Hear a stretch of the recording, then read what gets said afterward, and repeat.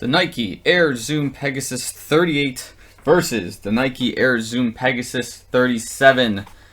Comparing and contrasting, which one's better, which one you should invest in. Here we go. What is up, everybody? Welcome back to the vlog. My name is Filip Latocha, and as you can guess by the title and our intro, today we are going to be talking about the Nike Air Zoom Pegasus 38 in addition to the Nike Air Zoom Pegasus 37, the predecessor, kind of comparing and contrasting the shoes in a more deep dive kind of fashion, and basically figuring out which one's better overall and if the 38 has the specs required to be the advancement of the 37. So before we get into it, make sure you like the video, subscribe to the YouTube channel.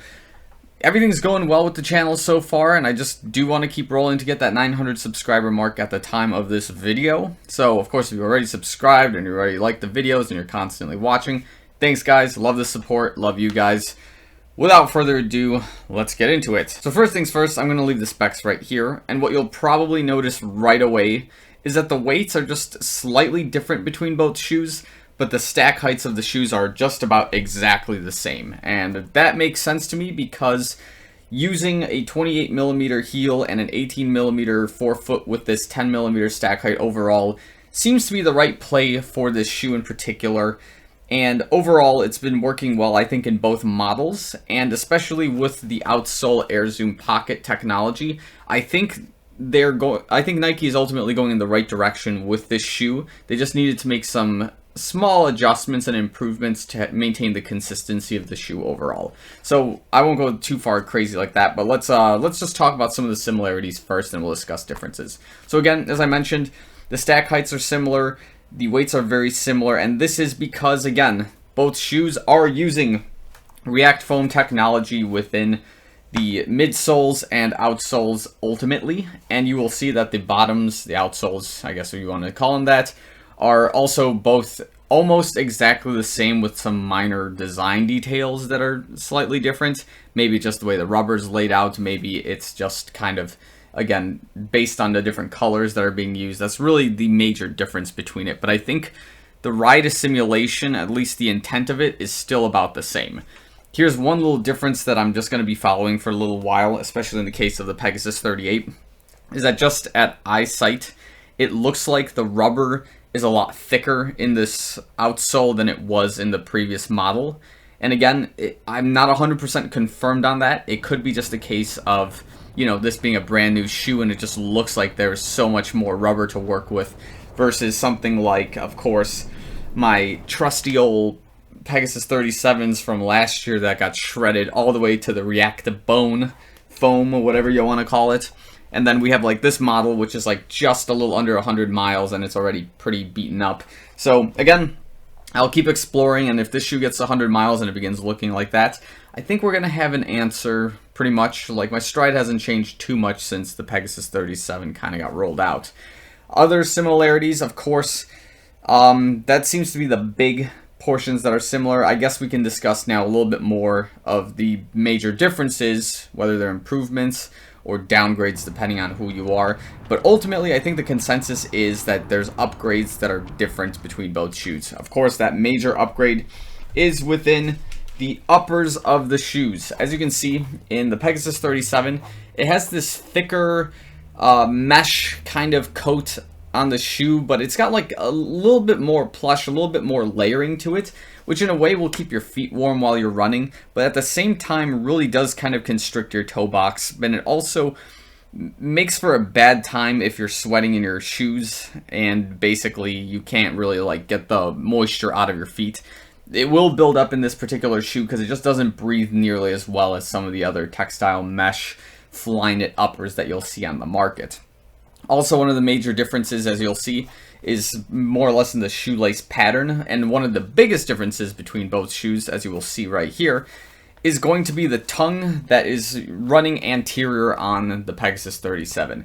It's a lot thinner, and it is pushed, again, to the anterior side of your foot, and this is the design they used in, like, the Vaporfly Next Percent and some other Nike shoes that are out on the market. They used it on this Pegasus 37. Personally, I was okay with it. I was more or less indifferent to it, but I guess a lot of other people were not and didn't really like this at all. Now, in terms of the Pegasus 38 upper, there's a lot of different things going on, of course.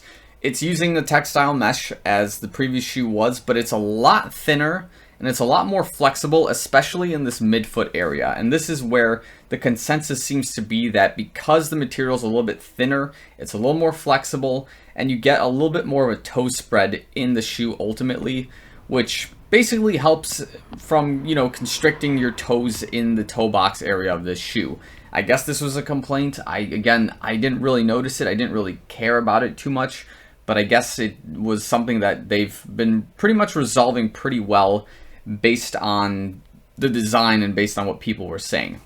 Again, the shoelace area of the shoe, despite some of the design differences, is still in principle using the same type of technology of, having this weave that basically is, it's just working. It's working very well. And I think what the other major difference is that basically breaks this shoe away from the 37 is the way the tongue is set up on this shoe. So there's two things going on. One, the tongue is no longer on the anterior side of your foot. It's just running straight across. And what's happening as a result is that the heel slippage and the heel looseness that was in the Pegasus 37 reportedly has been pretty much resolved because you're able to lock down better in the shoe with the tongue going straight across rather than the anterior side.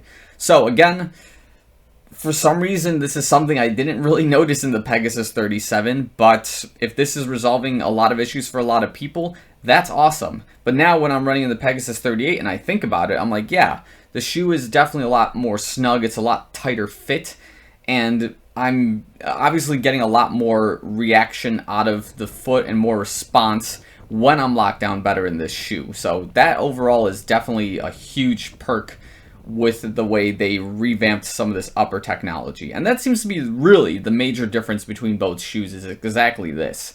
It's this upper build that's giving the runner a little bit more stability and a little bit more flex within the shoe to utilize it to the best potential that they possibly can.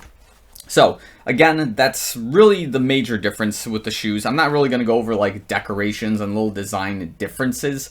To me, that's not really that important. For some people, I know it is. But again, the material overall seems to be a different type of textile mesh that is really working overall with this Pegasus 38. And again, some of the similarities, of course, is that it's still running React foam all the way across the shoe, still has a 10mm stack height.